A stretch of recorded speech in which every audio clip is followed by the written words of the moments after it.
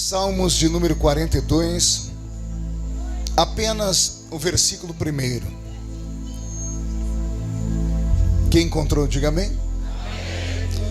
Assim como a corça anseia pelas águas tranquilas, assim a minha alma suspira por ti, ó grande Deus. Amém, igreja? Como é um versículo só, eu vou ler novamente. Assim como a corça suspira pelas águas tranquilas, assim a minha alma suspira por ti, ó grande Deus. Feche a Bíblia, coloque no banco, na cadeira. Pegue na mão da pessoa mais perfumada do seu lado.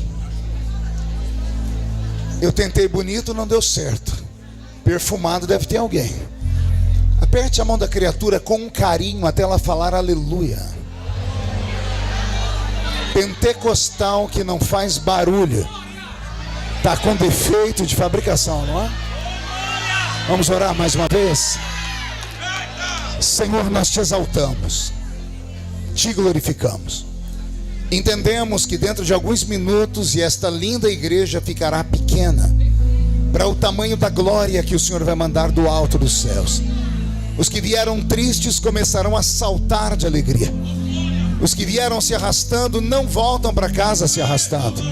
Hoje voltarão voando nas asas de um novo tempo. E antes que eu comece a revelar os seus oráculos, cerque esta igreja com a sua glória. E num raio de 5 quilômetros, onde houver um demônio alojado, eu dou a esses demônios segundos para sumirem daqui. Porque se não sumirem, serão queimados pelo poder da sua glória que aqui será derramada. Rasga os céus sobre nós. Manda anjos de fogo descerem aqui. Que estes anjos desçam trazendo brasas de fogo nas mãos. Comecem a esparramar estas brasas entre nós.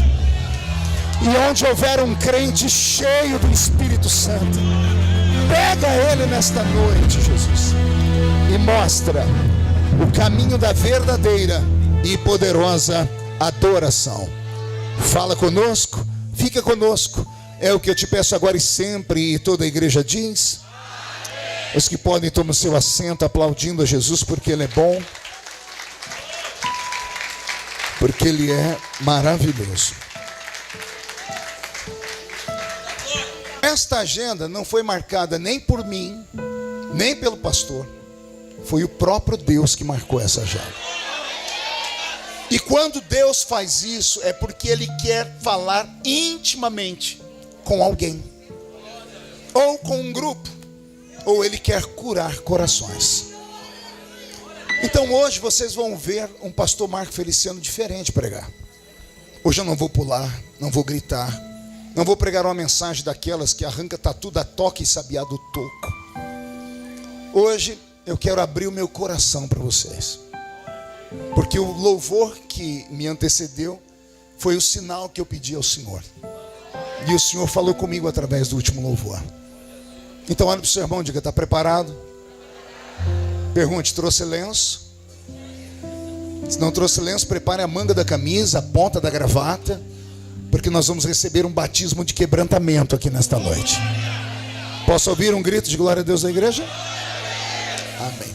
Eu prego o Evangelho de Jesus há 30 anos. Prego desde os 13 anos, na verdade. Há 30 anos como ministro do Evangelho. Então eu passei boa parte da minha existência com um microfone como esse, colado à minha mão, pastor Antônio. Às vezes não era nem um microfone tão bonito como esse. Às vezes era um microfone que tinha um fio. Às vezes o microfone era ligado numa caixa de som, e a caixa de som ligada numa bateria de carro, porque não tínhamos energia elétrica no lugar. E era uma bênção. Eu falava aleluia, os irmãos entendiam glória a Deus. Porque não era você lá. Então desde a minha infância, toda a lembrança que eu tenho sou eu pregando a palavra do Senhor. E eu não me lembro, desde a minha infância até os dias de hoje, um culto que Jesus tenha faltado à reunião. Alguns entenderam, outros não. Eu vou tentar melhorar. Eu quis dizer que desde criança até hoje, eu não me lembro de um culto que Jesus tenha sequer chegado atrasado à reunião. Ele sempre chega quando o primeiro crente chega, só vai embora quando o último vai embora. Isso quando ele não encontra aqueles crentes maluquinhos que amam emendar o culto numa vigília. Porque se ele encontrar os vigilheiros, ele fica com eles até o sol raiar. Tudo isso porque ele deixou na sua palavra uma promessa. Ele disse: esta é a minha igreja, e as portas do inferno não prevalecerão contra ela. Quem pertence a esta igreja viva? Foi para esta igreja que eu vim pregar. Então aperte o cinto, porque nós vamos decolar. Amém? Me acompanhe no teclado, pastor Roberto Marinho, ministro de louvor. Trabalhava nos Estados Unidos com o pastor Benny Hinn. Deixou os Estados Unidos e veio para o Brasil trabalhar com o pastor Benny Ruim, né? Que sou eu aqui, né? Roberto, mude a música para mim, filho. Alguns anos atrás, eu passei por um momento de muita violência na minha vida. O Brasil todo assistia, todos os dias, pelo Jornal Nacional.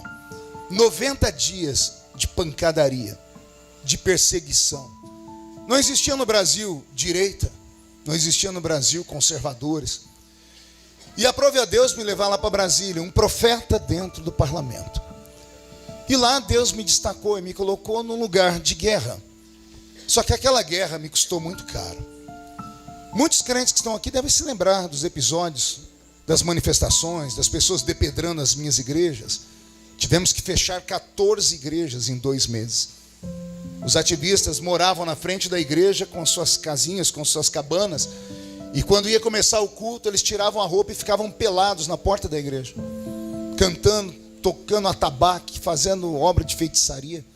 E os crentes do interior, alguns com medo, outros com vergonha, deixaram de ir no culto. 2 meses sem oferta e dízimo, não conseguimos pagar os aluguéis, tivemos que fechar. Mas isso foi o menor de todos os problemas. Eu sempre tive estrutura, porque fui forjado por Deus. Deus não dá uma luta maior do que o ser humano pode passar. Todas as vezes que eu me entendo por gente, ou as histórias são contadas de quando eu não tinha memória como tenho hoje ainda, tudo é luta. Nasci com 8 buracos na cabeça, feito pela agulha de tricô da minha mãe. Fui rejeitado, fui criado numa casinha de 2 cômodos com 12 pessoas. Com 8 anos de idade, eu tinha um facão saran na mão para cortar cana de açúcar, para ajudar a colocar comida dentro da minha casa. Então, luta sempre fez parte do meu cotidiano. Então, Deus me forjou desde o início. E aqui Deus já está falando com você. Ninguém sofre à toa. Você não é uma obra do acaso, como você pensa. Você não é o filho do carnaval, como muitos dizem. Você não é o filho de uma tabelinha que não funcionou. Nada disso. Você é um sonho de Deus encarnado. Deus sonhou com você na eternidade. Pastor, não tinha um jeito melhor dele me trazer? Até tinha um jeito melhor, mas não tinha tempo hábil.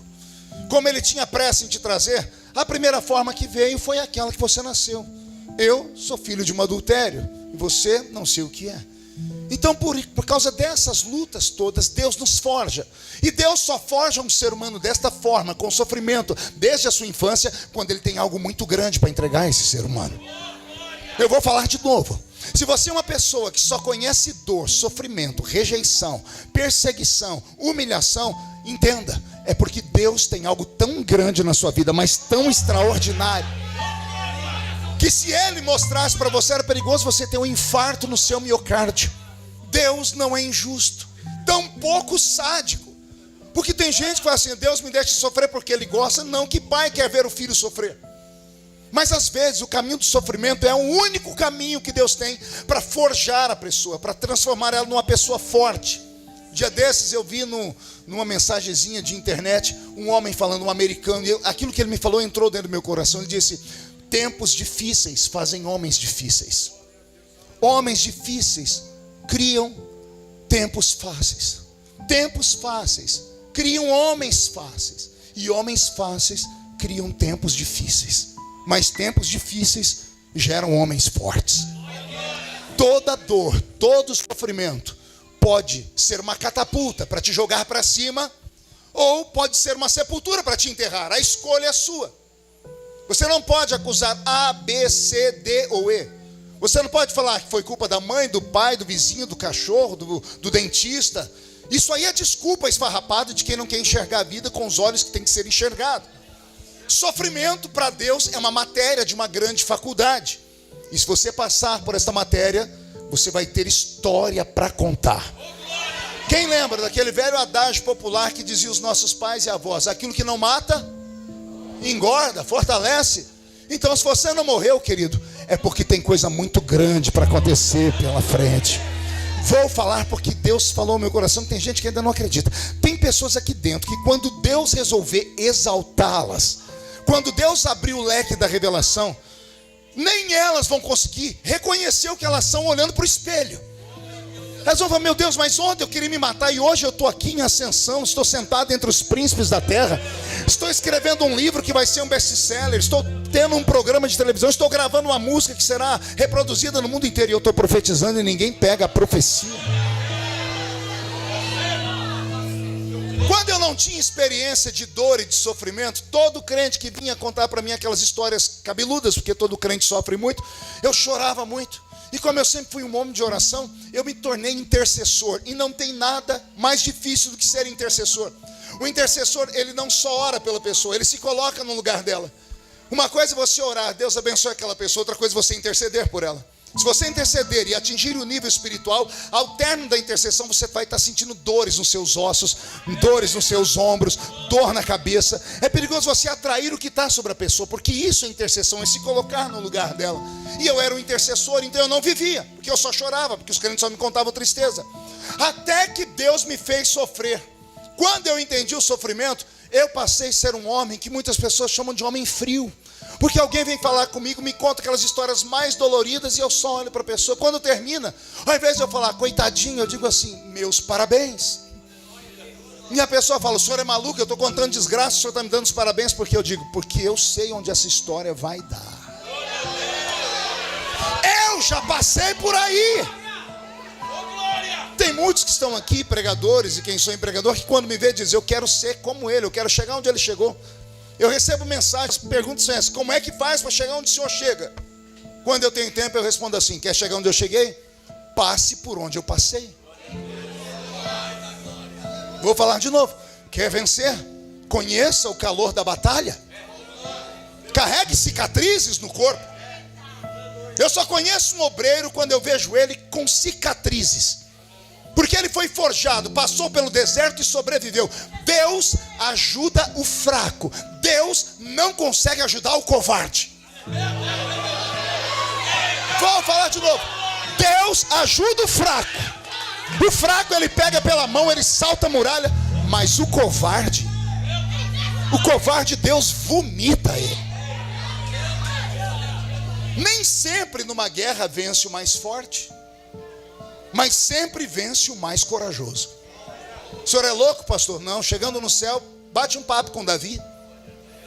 Pergunte para Davi se ele tinha força para vencer Golias. Pergunte se ele tinha estrutura física para encarar Golias. Se ele tinha uma espada pesada igual a de Golias. Ele não tinha força, mas ele tinha coragem. Quem tinha espada não tinha coragem de encarar Golias, porque era tudo covarde, um exército inteiro. Precisou um menino com coragem. Que nesta noite caia sobre você uma unção de coragem. Uma unção de coragem. Que quando você sair por aquela porta, eu profetizo, na rua da sua casa não vai sobrar Zé Pilintra, Zé Pilantra, Chucaveira, Tranca-Rua, Preto Velho, Nega Velha, obra de feitiçaria. Não tem homem na terra, não tem demônio no inferno, não tem anjo no céu capaz de tirar aquilo que Deus te deu. O único inimigo capaz de derrotar você é você mesmo. Se você não acreditar em si mesmo, quem vai acreditar? O problema dessa geração, chamada geração milênio, esses meninos novos, essa faixa etária de 15, 16, 17, 18 anos, chamada geração Nutella, é que eles são forjados nas escolas por pseudos mestres, que não são mestres, são manipuladores de mentes, que falam para o menino, seu pai tem que te aceitar, sua mãe tem que te aceitar. Se a sua mãe falar qualquer coisa para você, leva ela na polícia. Leva o seu pai lá no não sei se ainda tem um educandário. Leva ele lá no, como é que chama esse pessoal que cuida no conselho tutelar. Uma geração fraca. Você acha que eu estou falando muito? Tenta tirar o celular da sua filha de 16 anos. A senhora vai ver o inferno inteiro se levantar. A senhora vai ver entrar dentro do corpo dela o anticristo, a besta, o falso profeta, tudo junto. Uma geração que não aguenta nada. Uma geração que não foi forjada. Uma geração covarde. Mas a minha geração, ainda temos alguns aí remanescentes, é uma geração de cabra macho, de mulher poderosa. E tudo isso no poder do Senhor. O problema é que toda grande guerra, mesmo depois que você a vence, ela deixa sequelas. E aquelas lutas de 2013 me deixaram sequelas. Porque eu assisti em loco, eu chegando na minha igreja na cidade de Franca, pastor. E dentro do meu carro, eu e minha esposa, as duas filhas mais novas, uma de 9 e uma de 8 anos. E subiu em cima do carro 50 homens e mulheres pelados, esfregando os órgãos genitais na cara das minhas filhas. E a polícia do lado assistindo tudo e não fazendo nada. Quando fui reclamar, a polícia, mas eles gritam, eles depois processam a gente, vai falar que a gente é homofóbico, que a gente é o demônio. E a minha família padeceu tudo isso. Eu aguentei. Mas quando eu vi minhas filhas terem que ter tratamento psicológico por 5 anos, a mais velha até hoje faz sessão de terapia. Quando eu vi a minha esposa dormir 2 anos sentada, porque ela tinha uma crise, uma doença psicossomática chamada... oh meu Deus, me ajuda aqui. Chamada... Calma que já vem. Síndrome do pânico. Quando ela deitava, a glote fechava e ela acordava com ânsia de morte. Corri com ela para o hospital 4 vezes. 2 meses, 2 anos dormindo sentada à base de Rivotril. Quando eu vi as nossas igrejas fechando, eu falei, Deus, eu aguento, mas não deixa tocar na minha família. Quando eu vi tudo isso, eu falei, Deus, me ajuda. O Senhor falou comigo, Marco, não é você aí. E Deus me falou uma coisa que eu nunca esqueci. Alguns homens e mulheres eu os levanto e eu os transformo em algo maior do que aquilo que eles são. Eu falei, me explica, o Senhor disse, o que você representa é maior do que aquilo que você é. E eu falei, por quê? O Senhor disse, você é Marco Feliciano, tem uma família. Você e sua família vivem bem. Mas tem milhões de pessoas olhando para você. Se você fracassar, se você cair, se você tombar, se você der um mau testemunho aqui, se você recuar, o mundo inteiro vai ver que a força evangélica não presta para nada. Então eu tive que calçar a cara, arrumar força onde não tinha e encarar tudo aquilo. Muitos aqui assistindo, você nunca se perguntou como é que ele aguenta tudo isso? Não, nem eu sei como é que aguentei tudo aquilo. Eu sei que foi por 1 ano. No final daquele ano, eu entreguei a presidência, cumpri meu papel e me tranquei dentro de casa. E vivi um período que eu não desejo nem para o meu pior inimigo. Eu conheci a depressão. Eu conheci a tal da depressão profunda. Que para mim, pregador pentecostal, até então era só obra do diabo. E eu, pregador pentecostal, expulsava e não saía. Descobri então que não era obra do diabo. O diabo até tinha participação. Mas descobri que a pessoa que está em depressão profunda, se ela não tiver ajuda de profissionais da mente, se ela não tiver uma família estruturada que a apoie, e se ela não tiver irmãos de fé que a abracem, a pessoa pode cair dentro de um buraco e não sair mais. Tudo isso foi me destruindo por dentro. E aí vem o pior problema de todos. Pergunte qual? Eu não tenho para quem contar. Porque todo mundo espera uma palavra de Deus que venha da minha parte. Todo culto que eu sou o pregador. Pode estar quem for no púlpito, eles me vêm chegar, não, deixa o pastor Marco pregar. Às vezes eu vou para ouvir e não me deixam ouvir. Porque você se torna um rio de águas vivas, você vai dando, você vai distribuindo. E o que as pessoas não conhecem sobre a unção, aprenda hoje, a unção, ela é algo tão sobre-humano, que ela vem na hora em que você será usado. Você pode estar um caco, agarrou o microfone e vira um leão. Terminou de pregar, terminou de cantar, a unção é como uma capa, ela sai. E aí vem a vida real. Aí o pastor que expulsou demônio no culto à noite não consegue entender porque ele não dorme de noite em casa. A unção te blinda da morte, mas ela não te blinda da dor. A unção não deixa o diabo te matar, porque enquanto houver um prazo estabelecido por Deus em uma missão que você tem que ser cumprida, a morte não pode te tocar. Mas o Senhor não diz: eu não vou te livrar da ansiedade, não vou te livrar do medo, não vou te livrar da angústia. A angústia, o medo, o sofrimento, você vai ter que aprender a conviver com eles. Serão fantasmas que vão te atormentar. E eu estava assim. Como não podia contar para ninguém, não podia postar no Facebook, não podia postar em nada. Amigos viriam de todos os lugares, mas nesta hora a gente não quer ver ninguém. Eu não acreditava no que eu estava vivendo. Eu queria me trancar no quarto, ficar deitado naquela cama. Não queria tomar banho, não queria me trocar. A comida perdeu o sabor. O perfume perdeu o cheiro. As cores perderam o brilho. Para mim todo dia era cinza. E eu fui morrendo por dentro. Minha família desesperada. E eu dizendo: não fale para ninguém. Ninguém vai entender. Um amigo que mora do outro lado do oceano, mora lá em Jerusalém, um empresário, ficou sabendo que a minha esposa comentou com a esposa dele, são amigas, mulher comenta com amiga. E por fim ela conseguiu entrar no meu quarto e falou assim: ó, é o seu amigo de Israel, fala com ele. Eu não queria falar, fala com ele, é falta de educação não atender. Quando eu atendi, ele falou: amigão, estou te mandando um presente, passagem para você, para sua família toda, para vocês virem passar comigo um tempo aqui em Israel, tudo por minha conta, avião, hotel, comida. Eu não quero ir. Ele falou: por você, tudo bem, você já conhece, pela sua família. Aí juntou todas as filhas e a esposa na minha frente com aquele olhinho assim de cachorro quando tá... Chegaram até a brilhar, acho que elas pingaram colírio no olho, que eu cheguei a ver lágrimas. Aí eu fui vencido. Eu falei: então tá bom, eu vou. Fizeram festa e eu fui para Israel. Cheguei em Israel, me colocaram no hotel chique, eu não saía do quarto para nada. As meninas saíram, eu não saía. Um dia saiu todo mundo, eu estou lá dentro do quarto, daqui a pouco bateu na porta do quarto. Quando eu abri, achei que era a camareira. Tinha um rabino messiânico, gordinho, fofinho, com uma barba tão fofinha, parecia o Papai Noel. A barba dele vinha aqui, um olhinho pequenininho, as bochechas rosadas, um óculos redondinho. Sabe aquela figura encantadora? Eu olhei para ele, ele sorriu para mim, ele falava português. Ele disse: estou aqui amando do seu amigo. E eu falei: o senhor veio fazer o quê aqui? Eu vim te dar uma brahá. Eu falei: brá o quê? Brahá. Eu falei: o que é isso? Eu vim fazer uma reza por você, uma oração. Eu falei: mas não tem nem mais nem menos. Ele falou: seu amigo pagou. E ele foi entrando dentro do quarto. Meu amigo é judeu, e os judeus pagam para outros e orar na casa dos outros.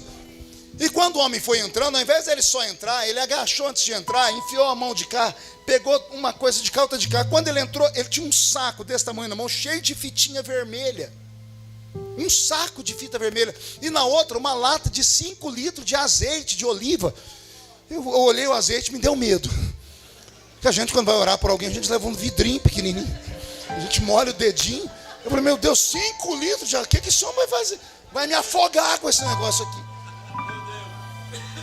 Ele falou: senta aqui. Ele fez uns negócios lá, parecia macumba. No caso, seria uma boa cumba. Parecia uma boa cumba. E ele me deu uns passos, uns negócios deles lá dos judeus. Ele falou: e aí, melhorou? Eu falei: não.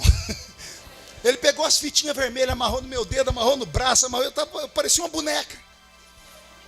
Eu falei: e aí, funcionou? Eu falei: também não. Ele pegou óleo, ele ungiu minha testa, minha orelha, a ponta do nariz, a boca. Ele foi ungindo, ele falou: opa, calma, tá aqui, até aí tá bom.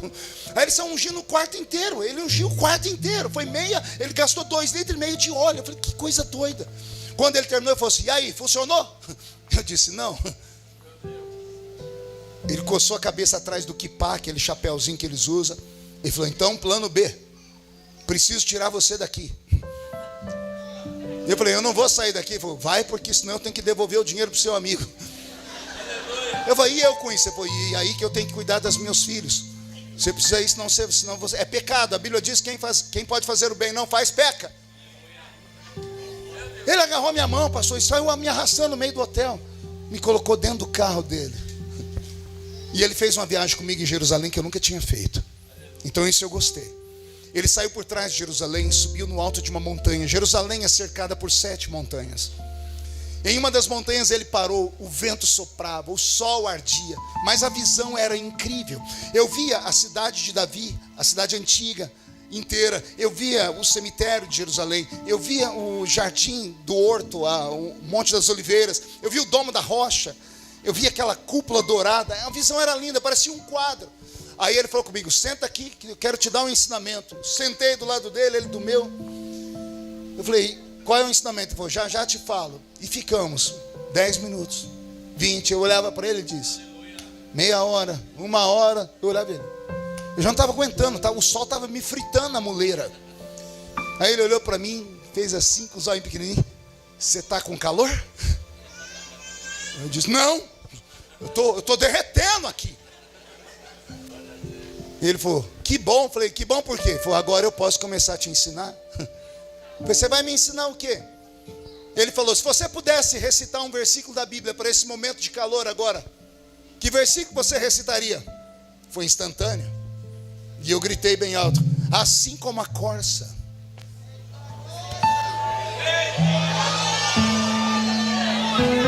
anseia pelas águas tranquilas, assim a minha alma suspira por ti, ó grande Deus. Ele olhou para mim, pegou aquela barba e começou a fazer assim. Ele olhou e disse, o que Davi está falando aí? Eu disse, Davi está falando que está com sede, por isso que ele está correndo atrás da água, igual a corça corre atrás da água. Ele olhou para mim e disse, você tem razão. Ele disse, mas você sabe que os textos da Bíblia têm várias interpretações, né? Eu disse, sim. Foi esse e tem outro. Eu falei, qual outro? Ele falou, se eu te falar que Davi não está com sede de água.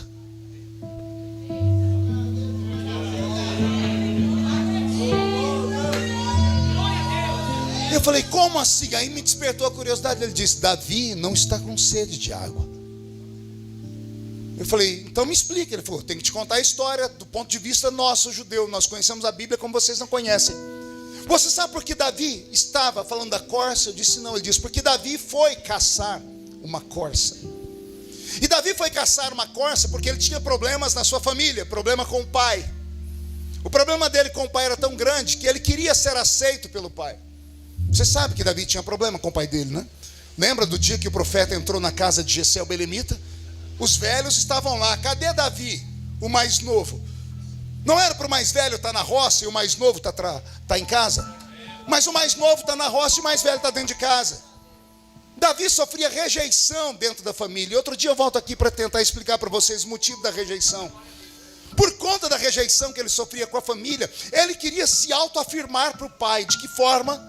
Chamando a atenção do pai. E como é que os meninos judeus chamavam a atenção dos seus pais naquela época? Caçando e levando uma iguaria para os pais comerem. Alguém lembra de Isaac? Quando estava cego, chamou Esaú e falou para ele, prepara uma caça para mim. Os pais amavam falar que os filhos eram caçadores. Era como se fosse hoje o pai falar que o filho é um jogador de bola. Naquela época era caçador. Então Davi, ele quer surpreender o pai dele. E ele faz o quê? Ele faz um checklist na cabeça. Meu pai tem boi, então carne de boi ele já tem. Carne de vaca ele já tem. De bode ele já tem. Carne de ovelha ele já tem. Então meu pai só vai se surpreender se eu caçar uma caça que é exótica. E qual é a caça mais difícil de se pegar naquele deserto? Uma corça. Pergunte por quê? Ela é ágil. Ela corre demais. Não há quem pegue uma corça em uma carreira. Então Davi, como caçador, vai em busca desta corça. E como caçador, ele vai através de pegadas. Ele vai procurando as montanhas. Ele vai procurando pelos matinhos quebrados. Ele precisa de sinais de que há uma corça naquele caminho. O rabino me disse que ao longe Davi avistou a corça. E quando ele avistou a corça, ele deitou na mata, com medo do barulho chamar a atenção da corça, ou o cheiro dele ser levado pelo vento, porque a corça é muito arisca. Se ela perceber, ela vai dar um pinote, vai correr e ninguém vai conseguir pegar ela. Quando Davi está se espreitando, se esgueirando para tentar se aproximar a uma distância que ele pode dar uma flechada na corça, o rabino disse que apareceu um outro predador na história. Apareceu um leão. O leão da montanha. E quando Davi viu o leão, Davi sabia que com o leão não dá para brigar. O leão vai pegar a corça primeiro do que ele. Só que Davi olhou o tamanho da corça e viu que a corça pesava entre 200 e 250 quilos. E o leão estava muito longe da casa dele, então o leão não ia conseguir arrastar a corça. Ele ia matar a corça, ia comer um pedaço, ia arrancar um pedaço bom para sua família e ia sobrar o restante. Então Davi ficou à espreita, esperando a caça do leão, porque quando o leão terminasse, Davi pegava o que restava e levava para o pai dele. Então imagine a cena, a corça está à frente, o leão aqui e Davi atrás do leão. O leão também é um caçador, e ele sabe que não pode se aproximar da corça de qualquer maneira, senão ela percebe e vai correr. A corça corre mais do que o leão, só que o leão tem mais resistência do que uma corça, porque ele é forte. E o leão tem um dom, me disse o rabino, pergunte qual? O seu olfato. Quando ele sentir o cheiro da corça, a corça pode ir para os quintos dos infernos, que ele vai até o inferno pegar ela. Ele não precisa enxergar a corça, porque quando ela começar a correr, ela vai correr porque vai ver o leão, e quando ela ver o leão, ela vai se desesperar, ela vai sentir medo. E quando ela sentir medo, o organismo dela vai liberar umas enzimas. As enzimas vão sair no suor e vai ficar um rastro invisível. O leão não precisa ver a corça, ele vai só no fungando. Ele não está vendo ela, e Davi sabe que o leão sabe onde a corça está. A corça sobe a montanha, desce a montanha e desaparece. E o leão vai no trote dele, correndo, sentindo o cheiro, e Davi atrás do leão. Ele contou que de repente Davi chegou numa colina, e quando ele olhou lá para baixo, tinha um ribeiro de águas. E quem é que está na frente do ribeiro?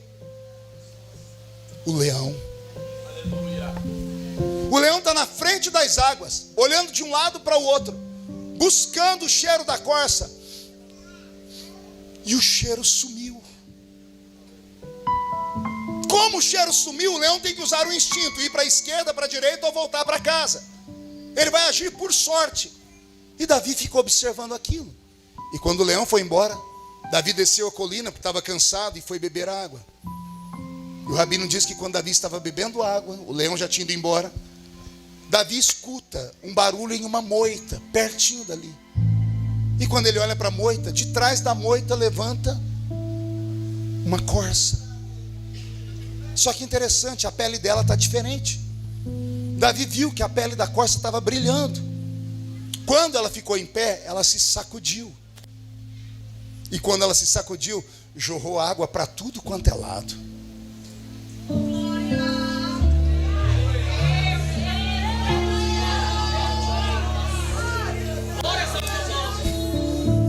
Davi poderia ter pegado a flecha e matado a corça e levado para casa.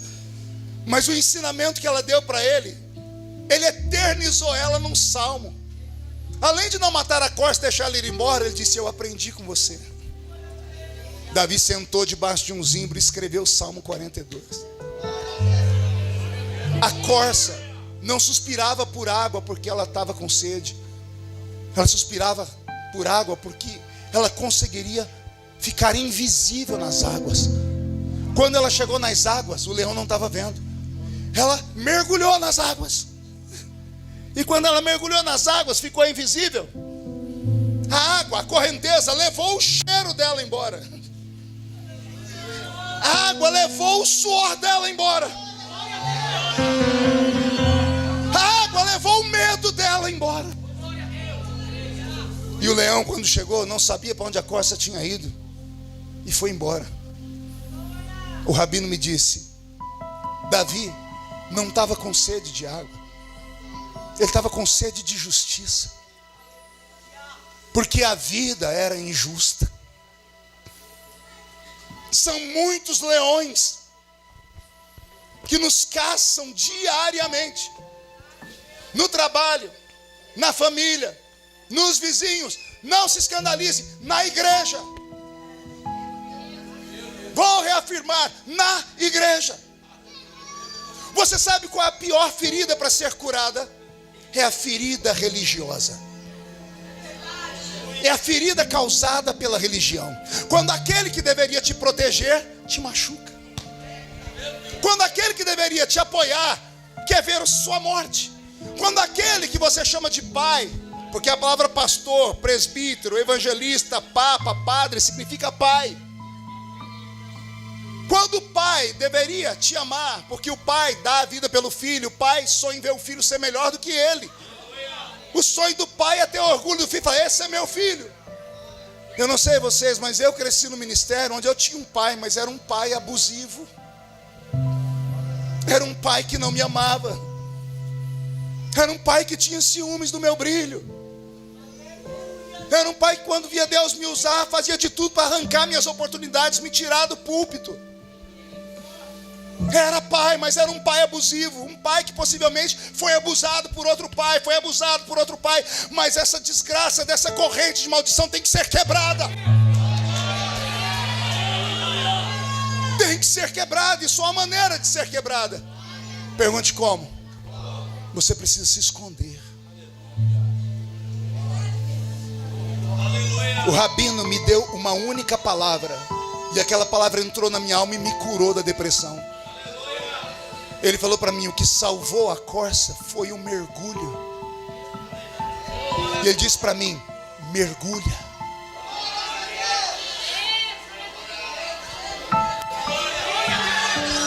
Você não quer uma chave que vai virar a sua vida? A chave é essa: mergulha.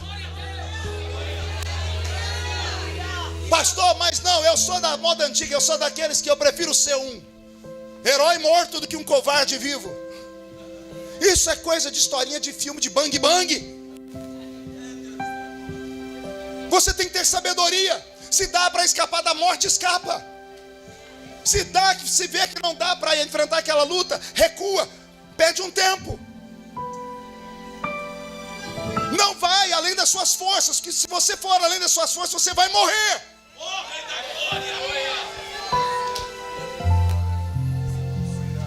Eu sepultei meu copastor, menino que eu consagrei 33 anos, um menino lindo, parecia ator de cinema.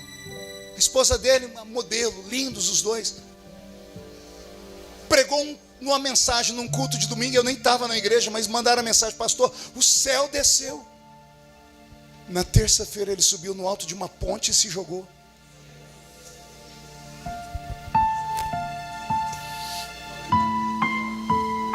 O grito, a língua estranha não ajudou ele. O fogo, aquele movimento não ajudou ele. Eu cheguei perto do caixão dele, olhei, a minha vontade era brigar com ele. Eu falava aqui por dentro: por que você não conversou comigo? O que você estava passando? Que miséria é essa que te fez perder a vontade de viver? E o que aconteceu com ele? Não se escandalize não, porque se o irmão que está do seu lado fosse corajoso, ele te contaria que já tentou se matar, ou que está planejando se matar. Nós nos enganamos com a aparência. A gente vê o irmão do nosso lado bem vestido, a irmã dando glória a Deus, entregando oferta, a gente acha que está tudo bem, e não está tudo bem. Nossos filhos estão se mutilando. Dia desse eu estava pregando lá no estado do Mato Grosso. O pastor, presidente da convenção, pastor Dionísio, levantou no meio da minha pregação, pediu o microfone e falou: pastor Marco, só aqui no grande centro de Campo Grande, nas nossas igrejas nós temos 250 crianças catalogadas, todas com o pulso cortado. Crianças da igreja se cortando. Meninas e meninos querendo se matar. E a gente acha que está tudo bem. Não está tudo bem. Não é porque cantou bonito, pregou bonito, que está tudo bem. Está faltando o dom de discernir espíritos na igreja.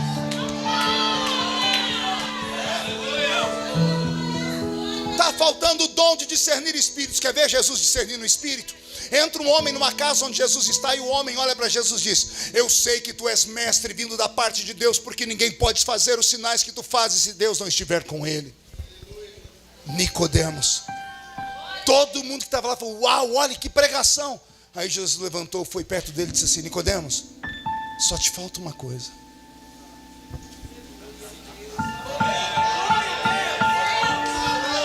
Você precisa nascer de novo. O camarada pregava, ensinava, fazia tudo e estava morrendo aqui dentro. Eu disse que esse culto não foi marcado por homens. Tem alguém aqui dentro que Deus ama demais da conta. Tem alguém aqui neste culto que Deus é tão apaixonado por você, que me fez sair lá do interior para vir aqui hoje, só para falar para você: está na hora de você tomar uma atitude. Que atitude, pastor? Primeiro, reconhecer que precisa de ajuda. Aqui não é lugar para super-homem, nem para mulher maravilha. Tira da sua cabeça, não, eu aguento, eu vou empurrando com a barriga. Vai chegar uma hora que não vai dar tempo de você voltar atrás. Vai chegar uma hora que não dá tempo de chegar ninguém para te resgatar. Então, faz hoje a sua confissão de fé. Engole o orgulho. Liga para o seu pastor, liga para a diretora do ciclo de oração, liga para o seu líder e fala: me ajuda, porque eu estou morrendo. Mergulha. Se esconda. Não no quarto. Se esconda em Deus. Eu vou falar de novo. Se esconda no único que te entende. Porque talvez o seu medo é esse: você se abrir e a sua vida for destruída. Há um que não te julga. Há um que te escolheu e sabia tudo o que ia acontecer com você. Tudo. E mesmo assim ele te escolheu. Ele disse: não foste vós que escolhestes a mim, eu escolhi vocês. Escolhi vocês com seus defeitos, com as suas fraquezas, com as suas dificuldades, com tudo que você é. Eu te escolhi nesse pacote completo. A igreja pode não te aceitar, aquele pode não te aceitar, aquela pode não te aceitar, mas eu te aceito. Está na hora de você se apegar em Deus de verdade. Está na hora de Deus deixar de ser um ser que mora 10 mil quilômetros daqui para ser o seu amigo particular. Deus está te convidando para um mergulho hoje. Mergulha. De que forma, pastor? Se mergulhar é se esconder, se é mudar de atitude. Deixa eu recitar para você uma frase de Albert Einstein. O pai da física escreveu assim: é loucura alguém fazer a mesma coisa todo dia, esperando um resultado diferente. Anotou aí? Vou falar de novo. É uma idiotice. É uma loucura você achando que fazendo a mesma coisa todo dia você vai ter um resultado diferente. Pode ver que entra culto, sai culto, a você morta. A senhora tem 30 anos, está com cara de 50. O senhor está sem paixão pela vida. Ah, pastor, o senhor não sabe o que eu estou passando. Não sei, você não conta para ninguém. Você acha que aguenta tudo? Não dá para aguentar tudo. Você não é um para-raio e nem pode ser. Você é um ser humano. Você tem dores, tem sofrimento, tem fraquezas, tem necessidades. Quer começar a ter saúde? Confie em Deus. Fecha essa porcaria de Instagram. Não agora. Fecha da sua vida. Por uns 2, 3 meses. Para com esse Facebook. O senhor entra lá e vomita a sua alma. Hoje eu estou assim. Ah, hoje eu estou passando por isso. Todo mundo sabe.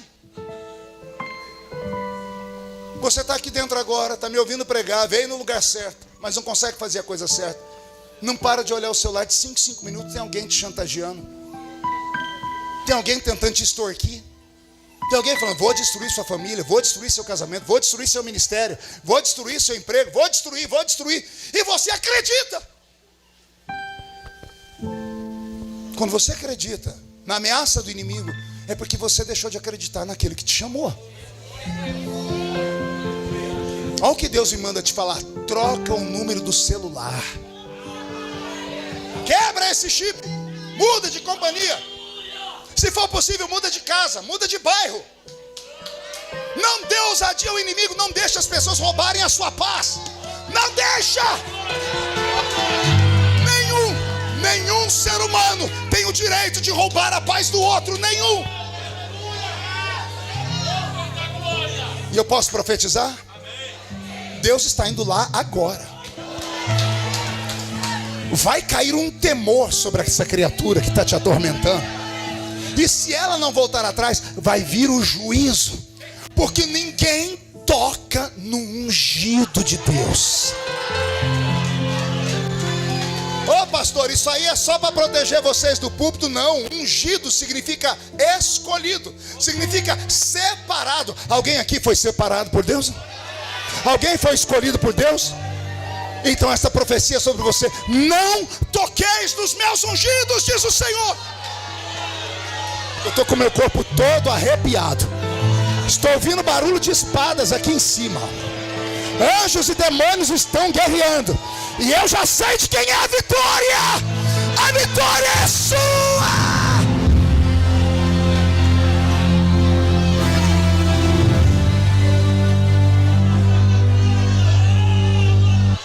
Omerai, Turi, Andrevele, Candorova, Seia, Biacandarai. Reage. Escapa-te por tua vida. Você é a coluna da sua casa. Se você esmorecer, vai a família inteira para o buraco. Se a senhora entregar os pontos, sua filha não terá futuro, porque ela se espelha em você.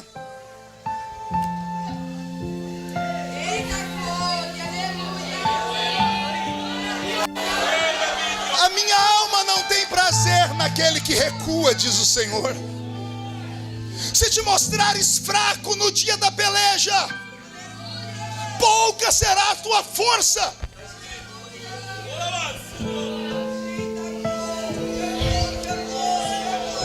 Mergulha. Essa igreja hoje foi transformada num ribeiro de águas. O leão está vindo longe. E ele está te seguindo porque você libera o cheiro do medo.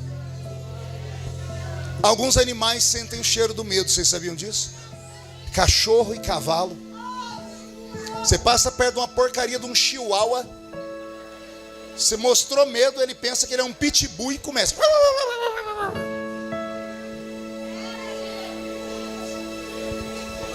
Quando eu era menino, um dia meu avô me colocou em cima de um cavalo. Aquilo não era um cavalo, aquilo não era um pangaré. Só tinha barriga o infeliz cavalo. E quando ele percebeu que eu tinha medo desse cavalo, ele achou que ele era um cavalo manga larga. Ele saiu correndo e me jogou em cima de um pé de café. Eu me estrumbiquei, chegou meu avô mancando uma perna, foi: ei, medroso. Eu falei: não foi medo não, eu escorreguei. Foi medo que até o cavalo sentiu o seu cheiro. Meu avô nem estudado era e sabia que o homem libera cheiro do medo. O leão está vindo no seu rastro. Já perceberam que todas as vezes que eu prego, eu peço para Jesus num raio de 5 quilômetros? É a distância para ele não te ver. Não há um demônio num raio de 5 quilômetros aqui. A não ser que eu não tenha mais autoridade. O leão está a 5 quilômetros seguindo o seu cheiro. Por isso que entra culto e sai culto, você está derrotado. Mas você pode sair diferente nessa noite. Mergulha. Entra nas águas. Deixa o Espírito Santo te envolver. Esquece a fraqueza e a dor por um momento. Levante a mão, pule, plante bananeira, fale em línguas. Reage. Quando está tudo podre aqui em cima,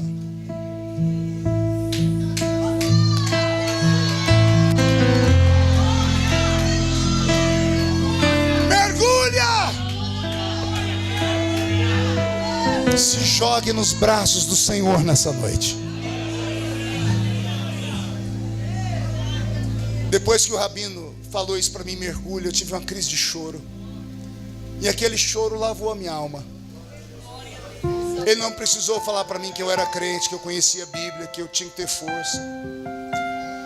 Ele chegou perto de mim, pastor, e me deu um abraço. E eu agarrei ele, agarrei a barba dele e gritei. Eu voltei para o hotel, um outro homem. Eu estava vindo para cá porque eu já preguei num culto hoje. E o culto foi um Pentecoste que os crentes saíram tudo arrebatado. Eu vim na força daquele Pentecoste. Quando eu parei aqui, o Senhor falou para mim: é hoje que eu curo.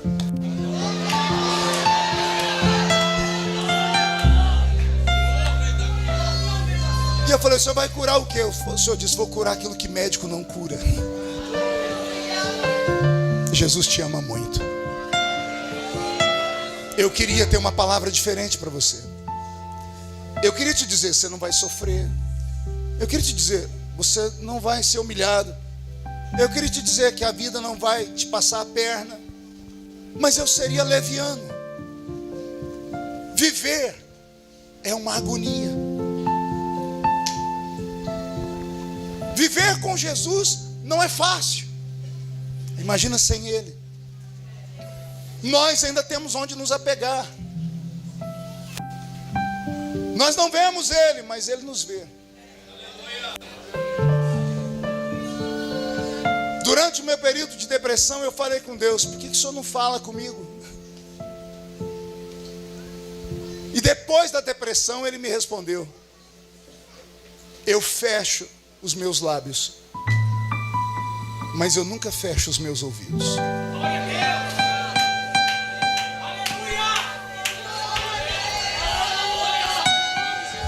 Eu fecho os meus lábios, mas eu não fecho os meus olhos. Deus vai te ajudar. Incline a cabeça por um momento. Aquela música minha, Roberto, que eu gosto. Feche os olhos.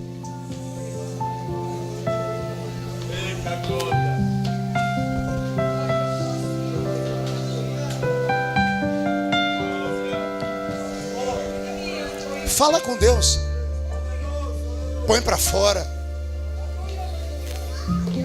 Chora. Reage. Homens também choram. Pastores também choram.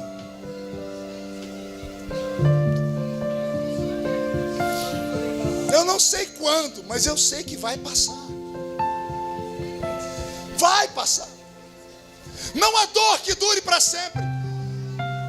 Também não tem prazer que nunca acabe. Vai passar.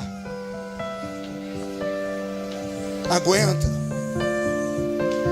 Pode ser amanhã de manhã, pode ser depois de amanhã, mas uma hora você vai cantar o cântico da vitória.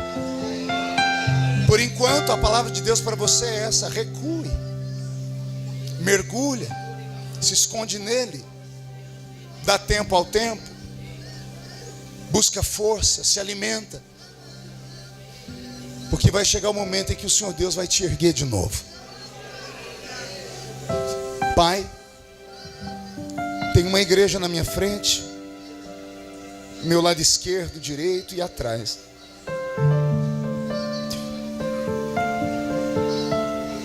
Boa parte do que eles estão passando eu já passei na vida.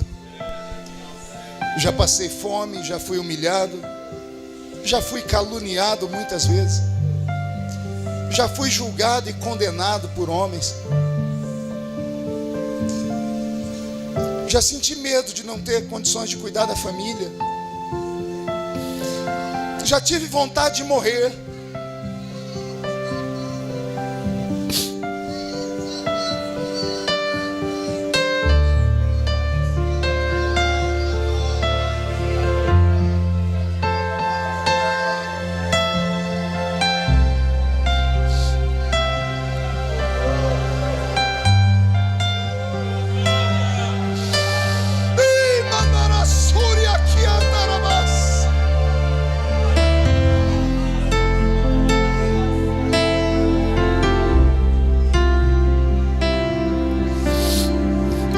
Senhor, ajuda a sua igreja, ajuda os seus filhos que vieram nessa noite, ajuda. Pega na mão deles, abraça eles. Espírito Santo, fala no ouvido deles que eles não estão sozinhos. Fala para eles ter paciência, para eles não tomarem atitude precipitada. Fala para esse homem não deixar a família, para essa mulher não abandonar os filhos, para esses filhos não deixarem os pais. Fala para esse obreiro não entregar a carteirinha. Jeramais tu yandra cara la soreas. Terloim telomandra velessuri de candarabas. Se tu estás nesta palavra, enche esta casa com a sua presença.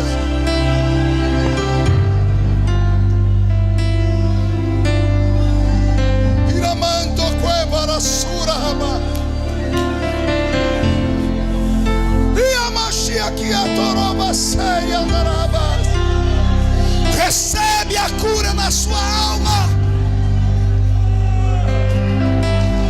Recebe a cura na sua alma. Sai depressão. Sai síndrome do pânico. Espíritos que se alimentam do medo sejam expulsos. Venha sobre os seus filhos a fortaleza do Senhor. E eu profetizo, Pai, um tempo de glória, de vitória e de fé sobre todos os que estão dentro deste santuário.